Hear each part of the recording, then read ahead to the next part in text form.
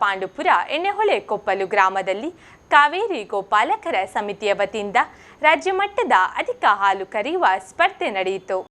ರಾಜ್ಯದ ನಾನಾ ಭಾಗಗಳಿಂದ ಆಗಮಿಸಿದ್ದ ಪ್ರಗತಿಪರ ರೈತರು ತಮ್ಮ ಹಸುಗಳಿಗೆಂದು ಆಗಮಿಸಿದ ಸ್ಪರ್ಧೆಯಲ್ಲಿ ಉತ್ಸಾಹದಿಂದ ಭಾಗವಹಿಸಿದರು.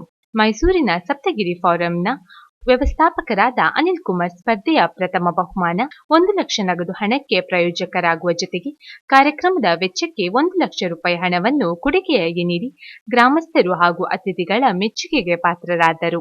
ಕೆಜಿಎಫ್ ಚಲನಚಿತ್ರದ ಖಳನಟ ಗರುಡ ಅನಿಲ್ ಕುಮಾರ್ ಅವರನ್ನು ನೆನಪಿನ ಕಾಣಿಕೆ ನೀಡಿ ಸನ್ಮಾನಿಸಿ ಗೌರವಿಸಲಾಯಿತು.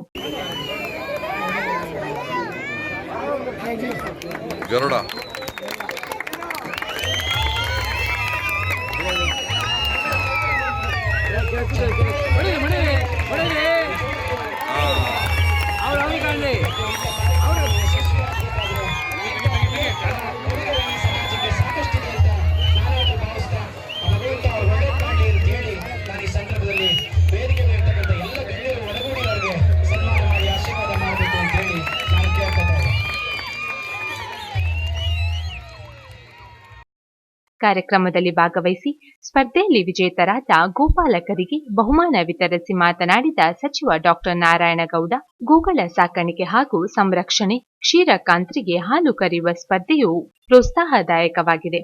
ರೈತರು ಹಸುಗಳು ಹಾಗೂ ದನಕರುಗಳೊಂದಿಗೆ ಉತ್ತಮವಾದ ಬಾಂಧವ್ಯವನ್ನು ಹೊಂದಿದ್ದಾರೆ. ಹಸುಗಳು ರೈತರ ಜೀವನಾಡಿಗಳಾಗಿವೆ. ಇಂದಿನ ವಿದ್ಯಮಾನದಲ್ಲಿ ಹೈನುಗಾರಿಕೆಯು ರೈತರಿಗೆ ಬೇಸಾಯದ ಜೊತೆಗೆ ಮುಖ್ಯ ಉಪಕಸುಬಾಗಿದ್ದು ಗ್ರಾಮೀಣ ಜನರ ಆರ್ಥಿಕ ಸ್ವಾವಲಂಬನೆಗೆ ವರದಾನವಾಗಿದೆ ಎಂದು ಕಾವೇರಿ ಗೋಪಾಲಕರನ್ನು ಅಭಿನಂದಿಸಿದರು.